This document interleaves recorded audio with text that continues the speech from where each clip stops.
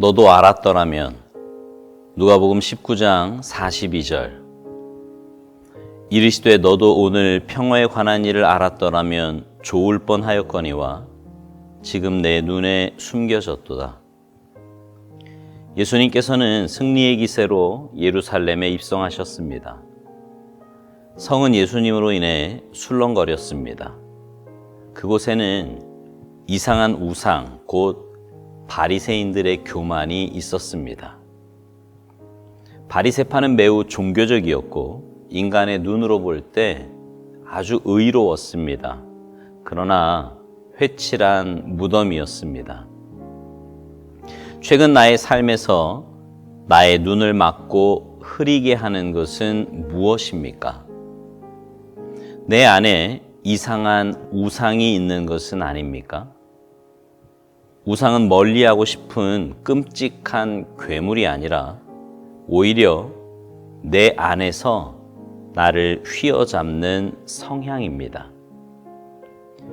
여러 번 하나님께서는 나로 이 우상을 대면하게 하셨습니다. 그때 나는 그 우상을 버려야 한다고 생각했지만 그렇게 하지 않았습니다.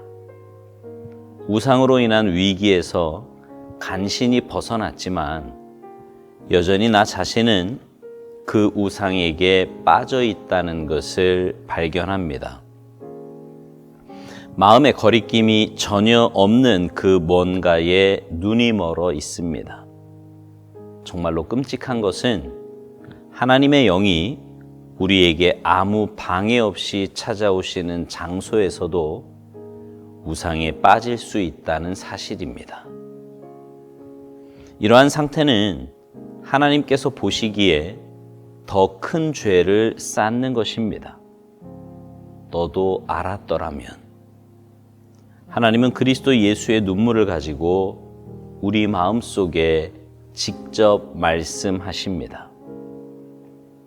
이 말씀은 죄에 대한 책임을 묻는 것입니다. 우리의 눈이 가리워진 것에 대해 하나님께서 책임을 물으십니다.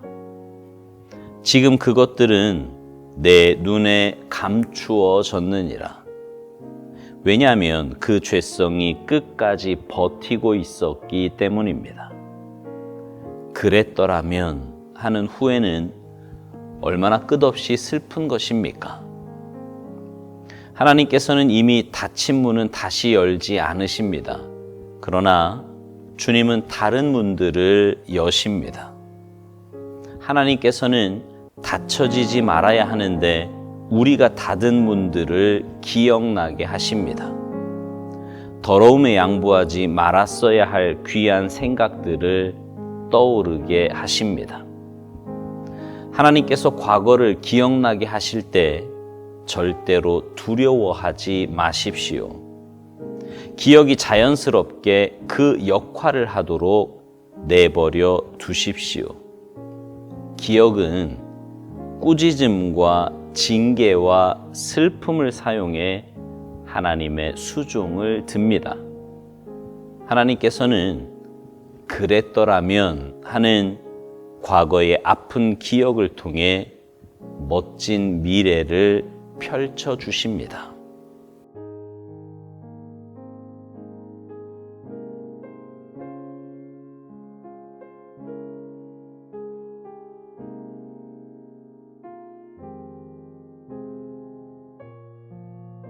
우리는 지금 고난주간의 끝자락에 와 있습니다.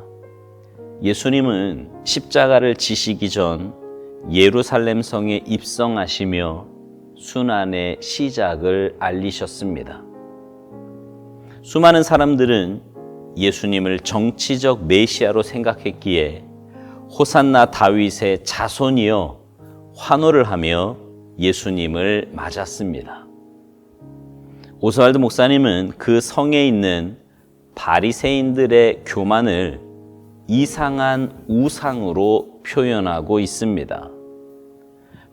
바리새파 사람들은요, 매우 종교적이었고 인간의 눈으로 볼 때 아주 의로웠지만 회칠한 무덤이었습니다. 그래서 마태복음 23장에 보면 예수님은 그들을 향해 화 있을진저 외식하는 서기관들과 바리새인들이여라고 말씀하시며 회칠한 무덤 같으니 겉으로는 아름답게 보이나 그 안에는 죽은 사람의 뼈와 모든 더러운 것이 가득하도다. 그리고는 그들을 향해 뱀들아, 독사의 새끼들아, 너희가 어떻게 지옥의 판결을 피하겠느냐고 책망하십니다. 회칠한 무덤이란 말 그대로 겉은 번지르르하게 보이나 속은 썩은 것들이 가득한 것입니다. 겉보기와는 전혀 다른 속을 가진 바리새인들을 말하는 것이지요. 그것을 우상이라고 표현한 겁니다. 그러면서 오스왈드 목사님은 내 안에 우상이 있는 것은 아닌지 물어보며 우상은 멀리하고 싶은 끔찍한 괴물이 아니라 오히려 내 안에서 나를 휘어잡는 성향이라고 말합니다. 이 우상은 내 안에 있는 죄성을 말합니다. 그런데 그 죄성은 내가 태어날 때부터 갖고 태어나는 것도 있고 자라는 과정에 습득된 것일 수도 있습니다. 문제는 그것이 어느새 내 마음에 자리 잡고 내 삶을 좌우로 흔든다는 것입니다. 우리는 신앙생활을 하며 말씀을 읽고 듣는 가운데 내 안의 우상을 보게 됩니다. 신앙생활을 이제 막 시작한 사람이라면 모르지만 조금만 오래 신앙생활을 하며 그래서 영적인 삶에 대해 진지하게 고민해 본 사람이라면 분명 내 안에 있는 우상을 발견하게 될 것입니다. 그럴 때면 우리는 그 우상을 버려야 한다고 생각합니다.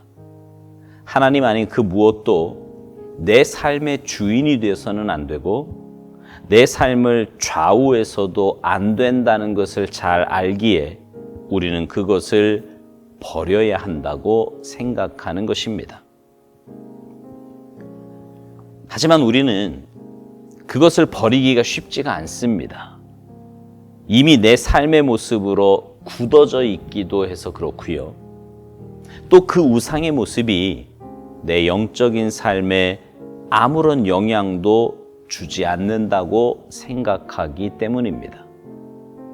더 심각한 경우는 그 우상에 빠져서 전혀 불편하지도 거리낌도 없을 때입니다. 오스왈드 목사님은 정말로 끔찍한 것은 하나님의 영이 우리에게 아무 방해 없이 찾아오시는 장소에서도 우상에 빠질 수 있다고 말합니다.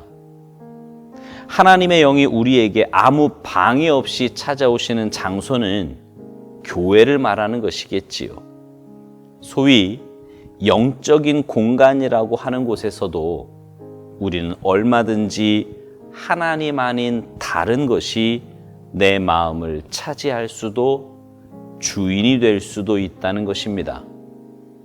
그리고 오스왈드 목사님 표현대로 그런 상태는 하나님께서 보시기에 더 큰 죄를 쌓는 것입니다. 너도 알았더라면 이 말씀은 죄에 대한 책임을 묻는 것입니다. 하나님은 우리 눈에 가리워진 감추어져 끝까지 버티고 있는 죄성들에 대해 책임을 물으십니다. 하나님은 우리의 기억이라는 것을 통해 그것들을 생각나게 하십니다. 그럴 때 우리가 가져야 할 태도는 두려움이 아닙니다. 거룩한 후회를 해야 하는 것입니다. 사실 후회한다고 달라지는 것은 없습니다. 그래서 오스왈드 목사님은 하나님께서는 이미 닫힌 문은 열지 않으신다고 말합니다. 그런데 제가 거룩한 후회라고 한 것은요, 단순히 과거의 잘못에 대해 하지 못한 일에 대해 속상해하고 가슴 아파하며 지금의 삶을 퇴보시키는 것이 아니라 그때의 잘못을 돌이켜 회개의 자리로 나아가고 그렇게 살지 못함에 대해서 지금의 삶의 모습을 바로잡아가며 하나님의 인도하심에 순종의 모습으로 변해가는 것을 말합니다. 그렇게 거룩한 삶으로 변화되어 갈 때 우리의 모습은 주님 닮은 모습으로 복된 삶으로 나아가게 될 것입니다. 여러분의 삶에서 감추어진 교만, 감추어진 우상은 무엇입니까? 그것이 하나님께 나아가는 여러분의 발목을 잡고 있지는 않습니까?